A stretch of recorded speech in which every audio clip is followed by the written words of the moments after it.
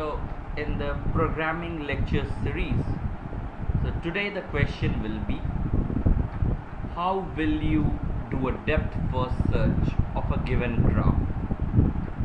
This is a very interesting question. Depth first search, what it means.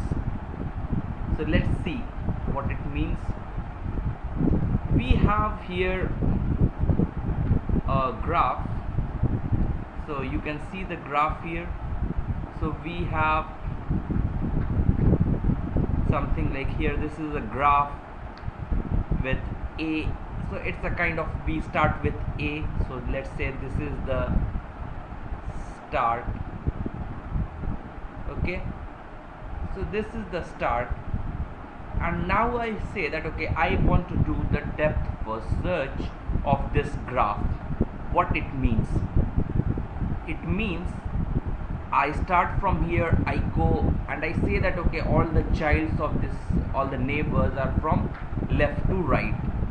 So I go to this one in the depth first search. So I start from A, then I go to B. Now what should happen is that because I'm traveling in the depth first direction, so now instead of going from A to C, I go from B to D. So this is now I'm going to D. Next what happens? Now I should have gone further, but as D has no child or no other neighbors, so I now return back here. Now at B I have depth first search I have done for the first neighbor.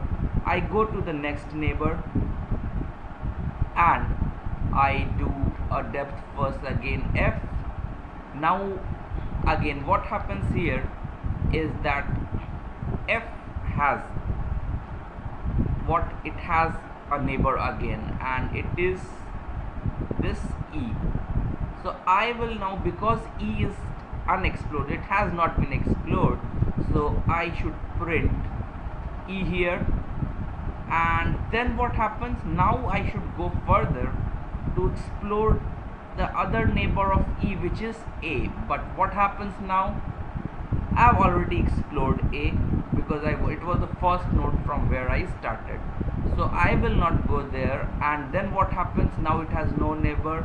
So I come back here because A is already traversed, explored. E has now no neighbors, so I go back from where I came, F. Now all the neighbors of F has been explored. I go back to backtrack to B. All the neighbors of B has been explored, so I go back to its calling node, which is A. So at A now what happens? I have just explored B. So now I go to next neighbor C and I write C here. At C now it has a neighbor G which is unexplored, so I go there to the G. Now it has no neighbor, so I come back here, and as E is already explored, so I have explored all the nodes in the graph and I am done. So we see that our traversal is A, B, D, F, E, C and G. So this is the depth first traversal. So now let's see the code of this depth first traversal. So how to write a pseudo code for this one.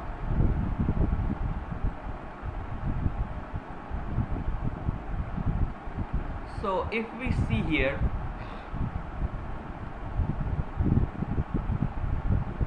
so what happens, we see that we have a procedure DFS.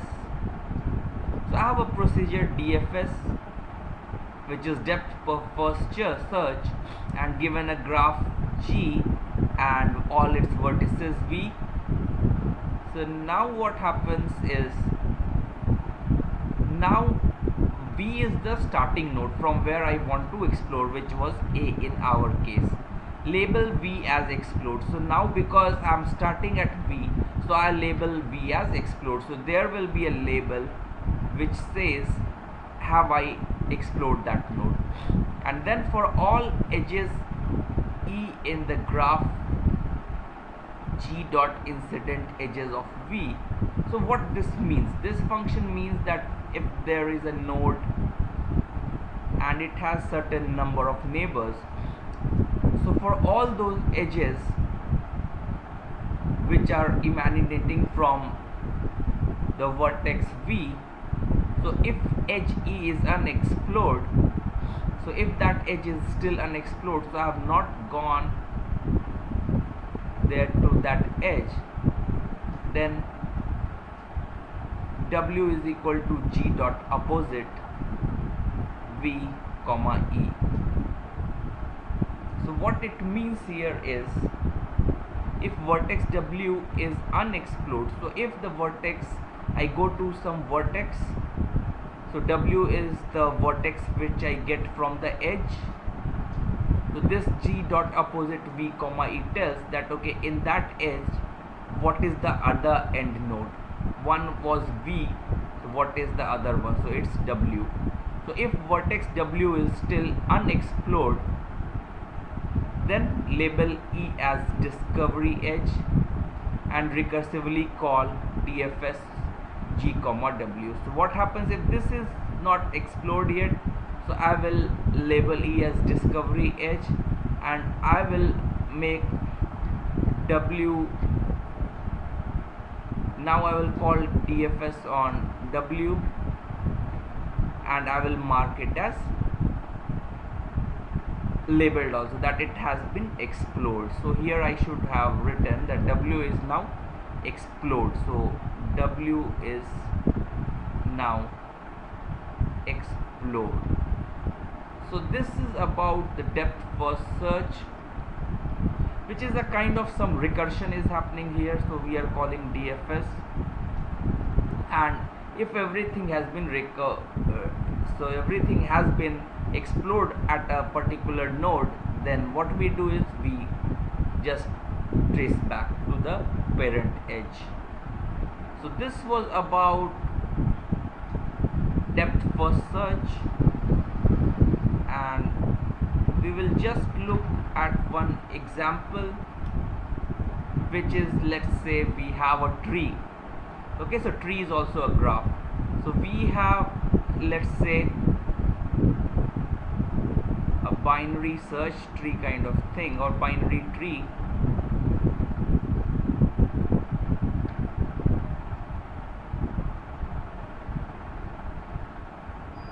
And this is what the tree looks like. So now what happens is, so let's say this is the tree. Okay, we have the tree and I now want to do the depth first search of this one. Okay, so this is what we want to do, DFS. So this is just again for our revision purpose.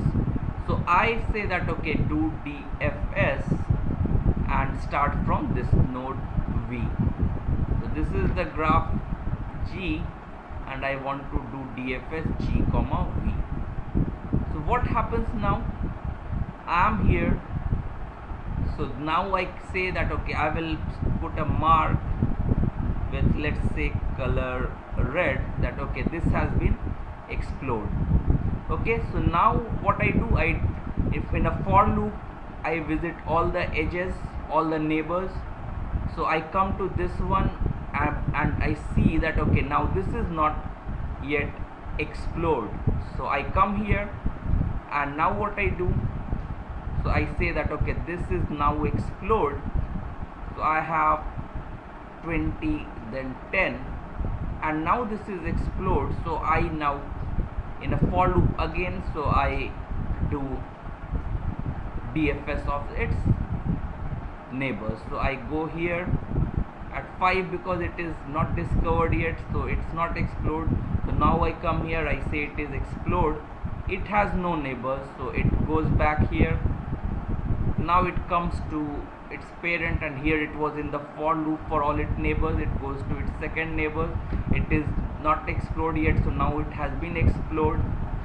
So we write now 12, now it has no neighbors, so it goes back to its parent, and then this node's neighbors have been explored, so it goes back to its parent. Now it at node 20, it was in the for loop for the first neighbor. Now it goes to the second neighbor. 30 was not explored yet, so it prints now 30 has been explored. Now it goes here, and similarly it is explored here. 25, then it comes to 21, this is explored. Now it has no neighbors, it goes back. 28 is explored, a tick is made. Now it goes back to its parent. This all its neighbors of 25 are explored, so it goes back to its parent. So it's all a kind of recursion happening. So now it goes to its next neighbor, which is 60. It was unexplored, so now it has been explored. I put the flag, yes, it has been discovered. So after 28, what happens? So we have 30, 25, then it goes to 21, 28, and now it goes to 60. So after that it goes to 50 and then 80. So this is how depth first search happens. So here what we see is that it's a kind of a stack. It maintains a stack to put all its neighbors. Okay, so this was about depth first search. This is very much asked in all the interviews. And if you like this video, please subscribe to my channel to watch more of the programming interviews.